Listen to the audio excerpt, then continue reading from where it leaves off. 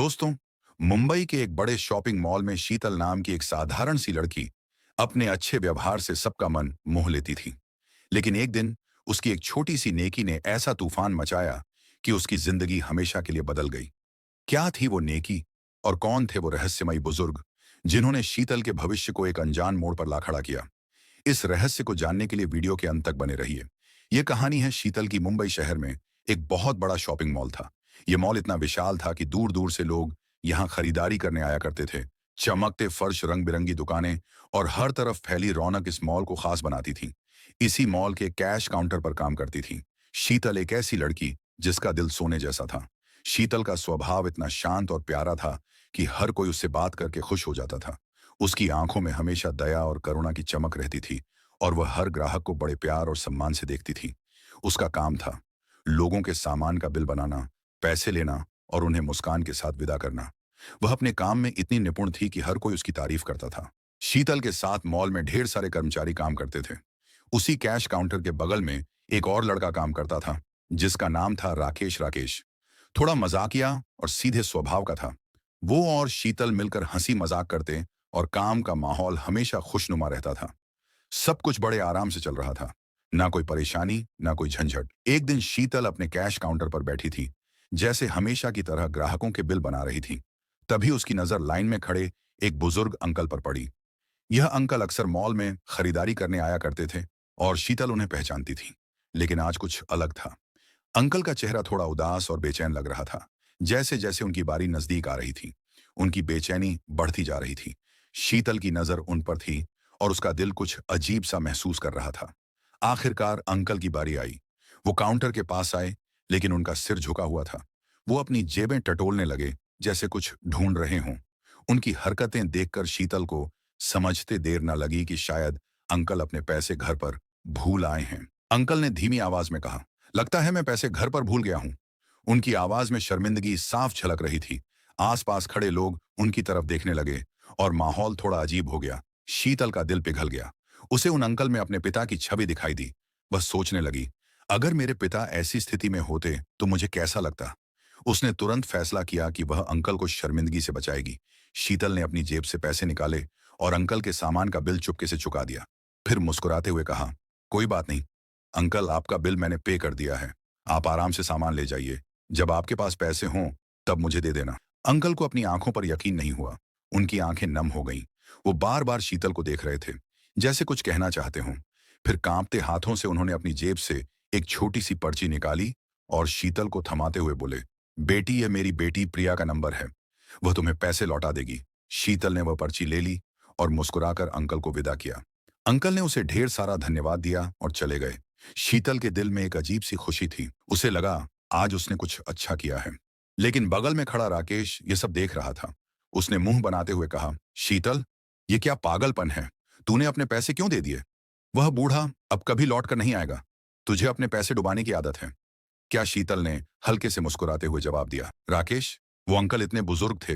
अगर मैं उनकी मदद ना करती तो उन्हें सबके सामने शर्मिंदगी उठानी पड़ती। मुझे पैसे वापस चाहिए ही नहीं। मैंने तो सिर्फ उनकी इज्जत बचाई। इतना कहकर उसने वह पर्ची डस्टबिन में फेंक दी और अपने काम में लग गई। लेकिन यह सब कुछ मॉल की मैनेजर मैडम की नजरों से छिपा नहीं था। मैनेजर के ऑफिस में लगे सीसीटीवी कैमरे ने शीतल की हर हरकत रिकॉर्ड कर ली थी। मॉल के नियम बहुत सख्त थे और उनमें साफ लिखा था कि कोई भी कर्मचारी अपनी जेब से ग्राहक का बिल नहीं चुकाएगा। शीतल ने भले ही अच्छाई के लिए यह काम किया, लेकिन उसने मॉल का नियम तोड़ दिया था।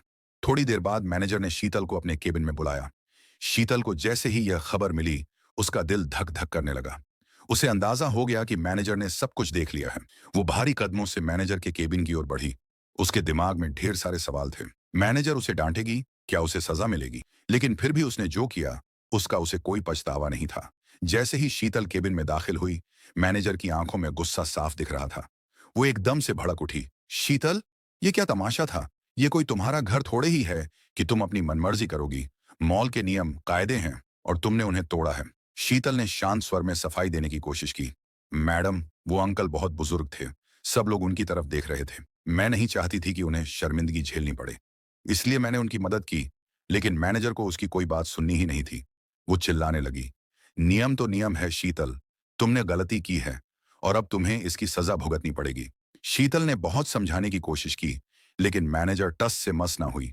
आखिरकार शीतल का गुस्सा भी फूट पड़ा। उसने साफ साफ कह दिया, मैडम, अगर किसी की मदद करना गलत है, तो मैं यह गलती बार बार करूंगी। चाहे आप मुझे नौकरी से निकाल दें, लेकिन मैं अपना स्वभाव नहीं बदलूंगी। मैनेजर को शीतल की यह बात अपने अहंकार पर चोट लगी। उन्हें गुस्सा आ गया कि एक मामूली सी कर्मचारी उनकी बात का जवाब कैसे दे सकती है। गुस्से में आकर मैनेजर ने तुरंत फैसला सुना दिया, शीतल, तुम जैसे लोगों की यहाँ कोई जरूरत नहीं है। तुम्हें अभी के अभी नौकरी से निकाला जाता है। अपना सामान उठाओ और यहाँ से चली जाओ। शीतल का दिल टूट गया। वो चुपचाप मैनेजर के केबिन से बाहर निकली। उसका चेहरा लटक गया था। बाहर खड़ा राकेश ये सब देख रहा था। उसने शीतल की तरफ देखकर हल्का सा मुंह बनाया, जैसे कह रहा हो, मैंने तो पहले ही कहा था। लेकिन शीतल ने उसकी तरफ देखा तक नहीं। वो चुपचाप अपना सामान उठाकर मॉल से निकल गई। रास्ते में शीतल के मन में तूफान उठ रहा था। उसका परिवार ज्यादा अमीर नहीं था। पिता की तबीयत हमेशा खराब रहती थी और घर में एक छोटा भाई गौरव था जो स्कूल में पढ़ता था। पूरे परिवार की जिम्मेदारी शीतल के कंधों पर थी। यह नौकरी ही वह जरिया थी जिससे वह अपने परिवार का खर्च चलाती थी।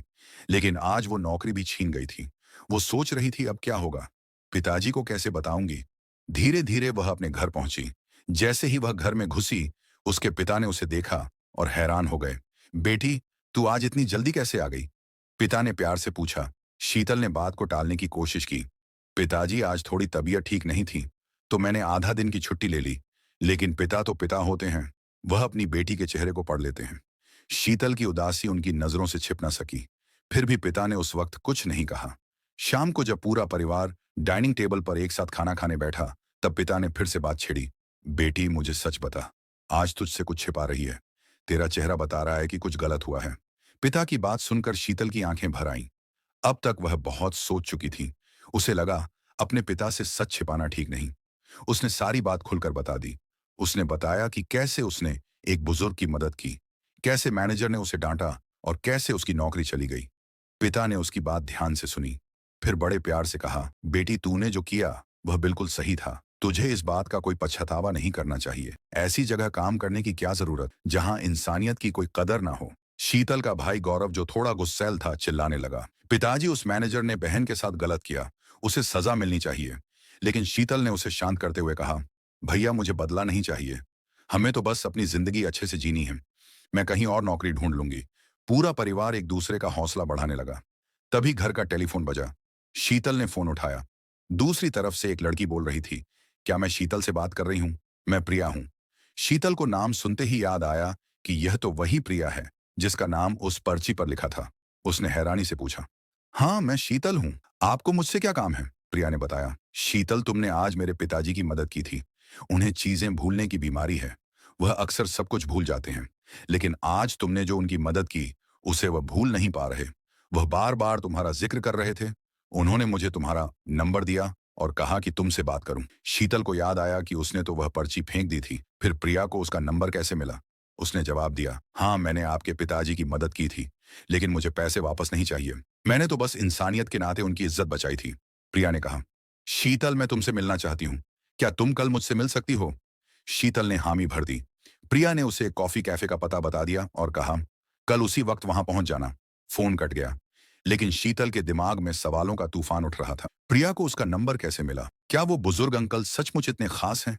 खैर, वह इन सवालों को दिमाग से निकालकर सो गई। अगले दिन सुबह शीतल तैयार होकर उस कॉफी कैफे के लिए निकल गई। वो थोड़ी घबराई हुई थी, क्योंकि उसे नहीं पता था कि प्रिया कौन है और उससे मिलना क्यों चाहती है। जैसे ही वह कैफे में पहुंची, एक खूबसूरत और अच्छे कपड़े पहने हुए लड़की ने उसे आवाज दी। शीतल शीतल समझ गई कि यह प्रिया है। दोनों एक टेबल पर बैठ गए। प्रिया ने कॉफी ऑर्डर की और बातें शुरू हो गईं। प्रिया ने शीतल से उसके बारे में पूछा और शीतल ने भी अपनी जिंदगी की कुछ बातें बताईं। फिर शीतल ने पूछा, प्रिया, आपने मुझे यहाँ क्यों बुलाया? प्रिया ने मुस्कुराते हुए जवाब दिया, शीतल, मेरे पिताजी को एक बीमारी है जिसके चलते वह बहुत कुछ भूल जाते हैं। अंकल भी वह अपने पैसे घर पर भूल गए थे। लेकिन तुमने उनकी इतनी प्यार से मदद की कि वह तुम्हारा चेहरा और तुम्हारी अच्छाई भूल नहीं पाए। उन्होंने मुझे सारी बात बताई। मैं तुमसे मिलना चाहती थी, क्योंकि आज के जमाने में ऐसे लोग बहुत कम हैं जो बिना स्वार्थ के किसी की मदद करें।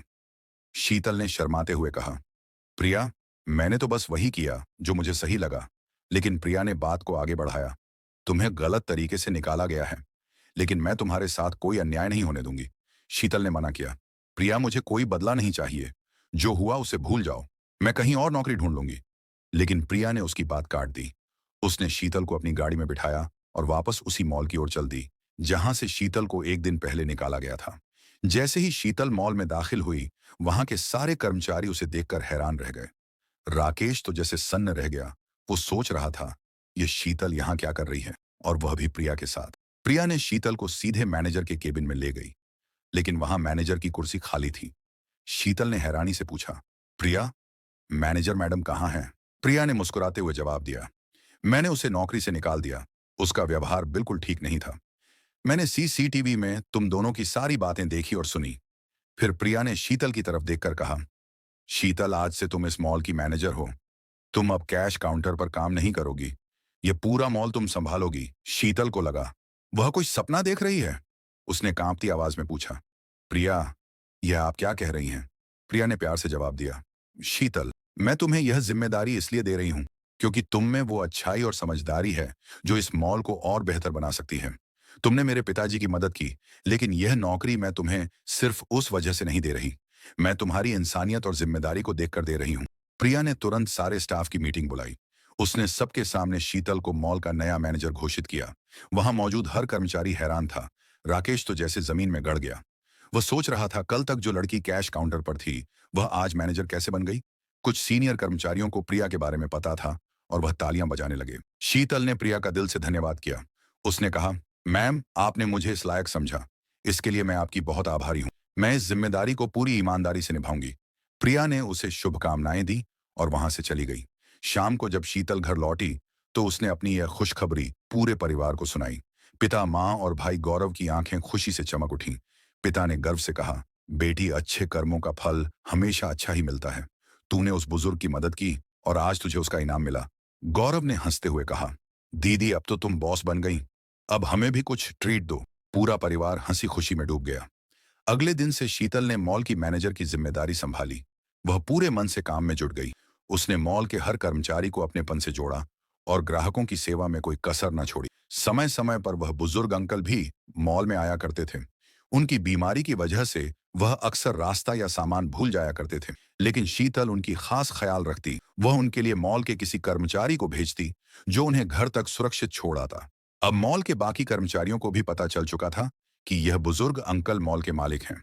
सब उनकी बहुत इज्जत करने लगे। शीतल के लिए वह अंकल अब सिर्फ मालिक नहीं, बल्कि एक पिता की तरह थे। वह अक्सर शीतल से मिलने आते और कहते, बेटी, तू यहाँ अच्छे से काम कर। मुझे तुझ पर गर्व है। दोस्तों, शीतल की यह कहानी हमें सिखाती है कि अच्छाई कभी बेकार नहीं जाती। भले ही शुरुआत में हमें लगे कि हमारी मेहनत या नेकी का कोई फल नहीं मिला, लेकिन समय के साथ वह हमें जरूर लौटकर मिलती है।